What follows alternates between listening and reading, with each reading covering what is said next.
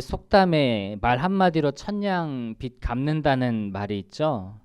경우에 맞게 말을 잘 사용하면 그 사람의 마음을 움직이게 한다라고 하는 이제 그런 뜻의 속담입니다. 근데 말뿐만이 아니라 행동도 그렇습니다. 우리가 경우에 맞는 그런 행동, 또 지혜롭고 현명한 행동은 사람들의 마음을 움직일 수 있고 또 좋은 결론을 그렇게 끌어낼 수 있는 원동력이 되기도 합니다. 오늘 본문의 말씀에 일이 일어났던 이 날은 이스라엘 백성들이 그토록 기다리고 기다렸던 이스라엘의 왕이 생기는 날이었습니다. 어떤 사람들은 그 기대감에 뜬 눈으로 밤을 지새우기도 했을 겁니다. 하지만 하나님은 이스라엘 백성들에게 좀 많이 서운하셨어요. 그리고 또 사무엘도 기분이 결코 좋지 않았습니다. 왜냐하면 그들을 애굽에서 건져주신 하나님이 그들의 왕이 되시는 것을 이제 거부한 것 같은 그런 일이었기 때문에 그렇습니다. 그래서 사무엘은 이 사실 그들이 하나님을 이제 밀어냈다라고 하는 것을 백성들 앞에서 다시 한 번 더 확실히 이야기를 하고 나서 이스라엘의 초대 왕을 세우는 순서를 가지게 됩니다. 자, 그런데 어떻게 백성들 중에서 왕을 선택해서 세우게 될까요? 이스라엘에는 이런 상황에서 사용하는 전통적인 방법이 있습니다. 바로 제비 뽑기입니다. 이스라엘에서 제비 뽑기란 하나님께서 직접 선택하셨다라고 하는 그런 의미를 담고 있어요. 가나안 정복 전쟁 시절에 여리고 성을 정복한 뒤에 첫 번째 아이성 전투를 했을 때 이제 패배했잖아요. 그 패배의 원인은 이 아간이라고 하는 사람이 여리고 전투 이후 그 여리고 성에서 그 전리품들을 다 하나님께서 태우고 폐기하라고 말씀하셨는데 그가 눈이 멀어서 그것을 조금 가져다가 자기 장막에 숨긴 것 때문에 있었습니다. 그렇게 원인 제공을 했는데 이제 그 원인을 여리고 아이성 전투에서 패한 그 원인을 찾을 때에 어떻게 찾겠어요? 이렇게 꼭꼭 숨겨놨으면 사실 찾을 수도 없는 그런 지경이죠. 그런데 그때에 찾아낸 방법도 바로 이 제비 뽑기였습니다. 이렇듯이 제비 뽑기는 하나님께서 직접 개입하신다라고 그렇게 생각을 했기 때문에 모든 사람이 납득하기 위해서는 이보다 좋은 방법이 없는 거죠. 자, 그래서 우리 20절과 21절 말씀 같이 보시겠습니다.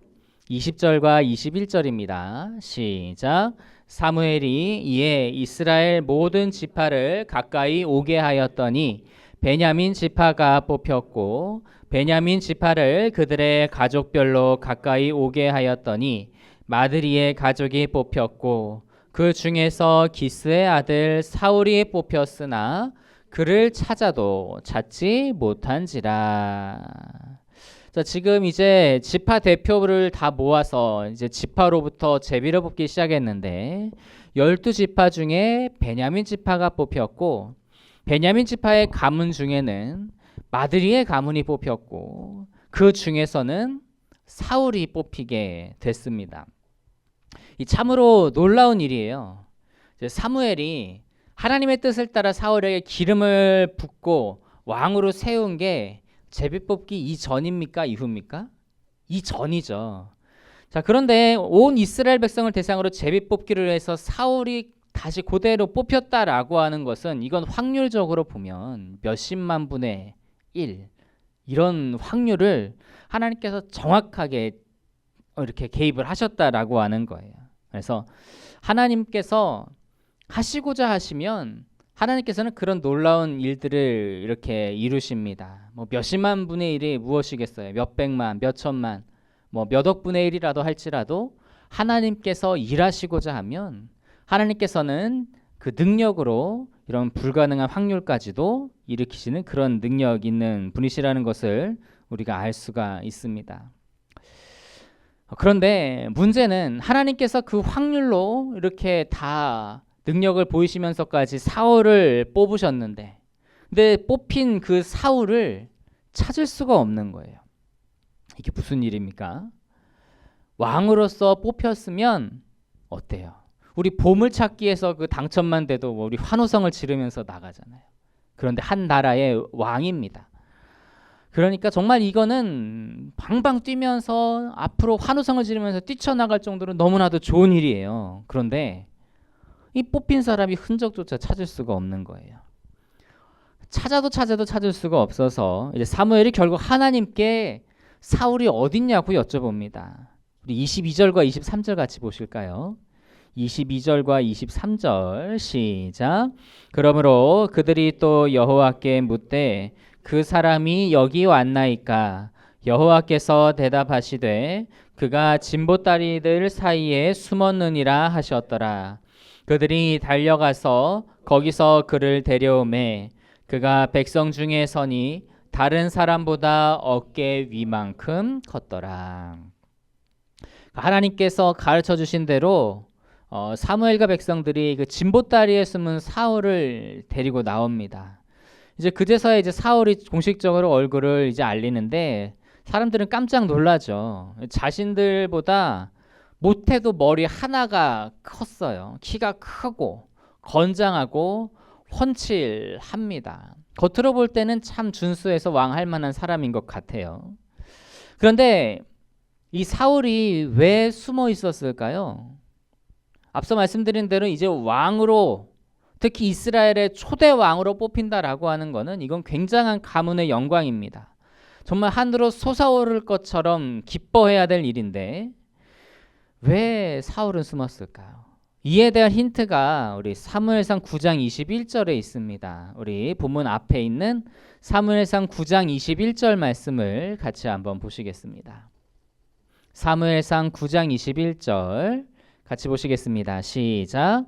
사울이 대답하여 이르되 나는 이스라엘 지파의 가장 작은 지파 베냐민 사람이 아니니까 또 나의 가족은 베냐민 지파 모든 가족 중에 가장 미약하지 아니하니까 당신이 어찌하여 내게 이같이 말씀하시나이까 하니.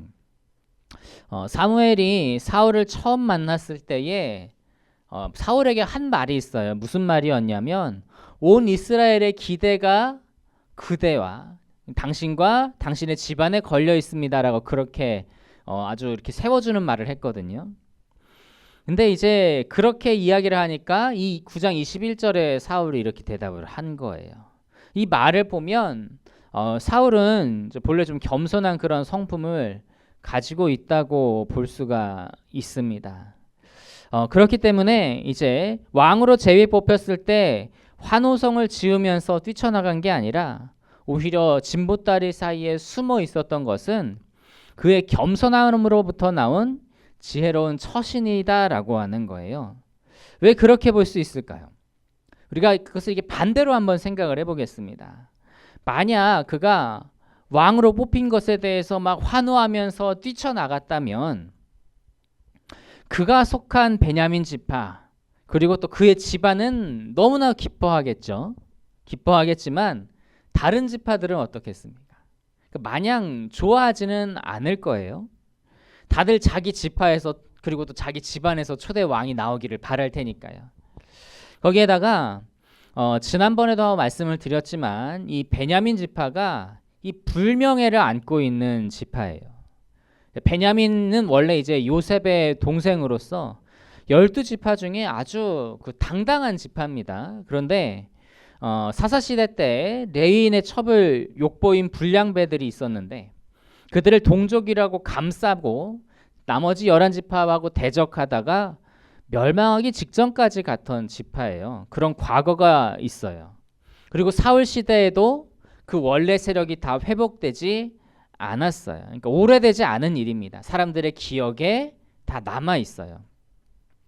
그러다 보니까 다른 힘 있는 지파들, 뭐 예를 들어서 에브라임 지파나 뭐 유다 지파나 뭐 그런 지파들 같은 경우에는 저렇게 좀 작게 있는 이제 회복 중에 있는 뭐 불명예스러운 그런 베냐민 지파에서 초대 왕이 나오는 것을 탐탁지 않게 여길 수 있다는 거죠.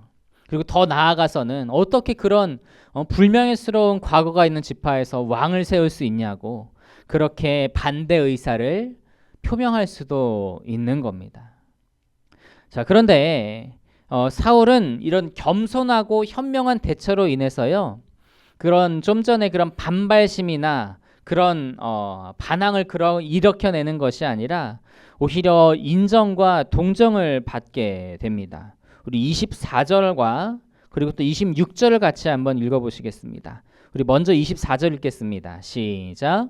사무엘이 모든 백성에게 이르되 너희는 여호와께서 택하신 자를 보느냐 모든 백성 중에 짝할 이가 없느니라 하니 모든 백성이 왕의 만세를 외쳐 부르니라. 26절 시작.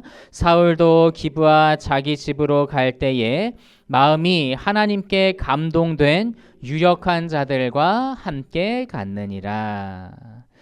자, 사무엘이 백성들 앞에서 사울이 왕이 되었음을 공포할 때 몇몇 불량배들을 제외한 거의 모든 백성이 왕의 만세를 부르고요.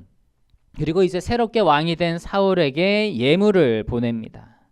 그리고 사울이 이제 기브아 자기 집으로 돌아갈 때에 혼자 간 것이 아니라 26절에 보면 하나님께 마음이 감동된 유력한 자들이 사울과 함께 갔다고 그렇게 기록이 되어 있어요.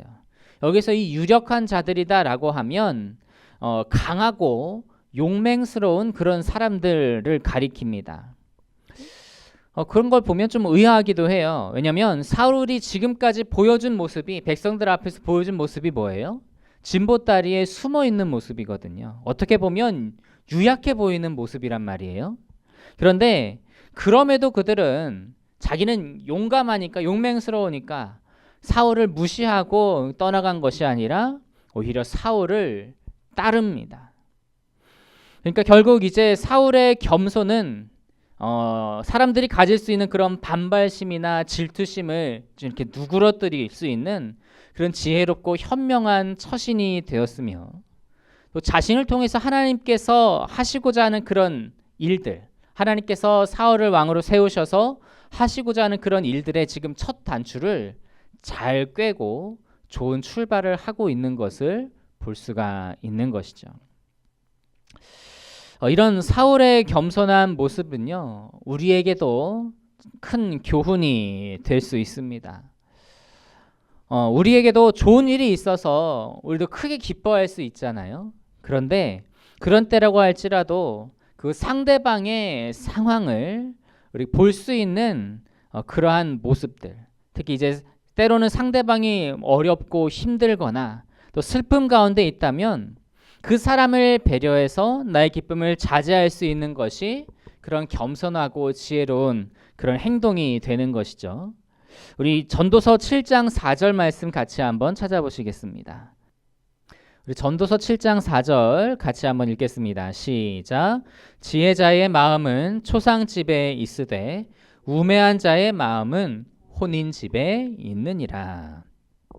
이 말씀이 의미하는 바가 무엇이겠습니까? 어리석은 사람은 자신의 기쁨 이상의 것을 보지 못하는 거예요. 자기의 그런 혼인집 기쁨이 있으면 다른 것을 생각하지 못하는데, 그런데 지혜로운 사람은 어떻습니까? 항상 자신의 그런 기쁨을 넘어서서 다른 사람의 그런 슬픈 마음을 먼저 살피고 지혜롭게 행동하여 그들의 마음을 위로할 수 있다라고 하는 거예요. 그런 행동이 바로 지혜로운 행동이다라고 하는 것이죠. 여러분, 이렇듯 겸손한 사람은 다른 사람의 그런 섭섭한 마음이나 안타까움이나 아픔을 배려하면서 덕을 세우는 사람이 그런 겸손한 사람이 바로 지혜 있는 사람입니다. 우리 공동체에도 이런 일들이 있었으면 좋겠습니다. 우리가 겸손함으로 서로를 배려하고 또 그리고 겸손한 마음으로 상대방의 그런 상황을 더더욱 우리가 살피고 그래서 상대방을 위로하고 또 세울 수 있는 그런 공동체가 될 수 있게 되기를 간절히 소망합니다. 그리고 저와 여러분이 그런 덕을 세울 수 있는 지혜로운 사람이 될 수 있기를 간절히 소망합니다. 그래서 하나님께서 우리에게 맡기시고 우리를 통해서 하고자 하는 그러한 일들이 있으실 텐데, 그러한 것들을 우리의 그런 겸손함과 지혜로 말미암아 잘 첫 단추를 꿰어서 좋은 시작과 좋은 출발을 해 나갈 수 있는 그런 우리 모두가 될 수 있게 되기를 간절히 바랍니다.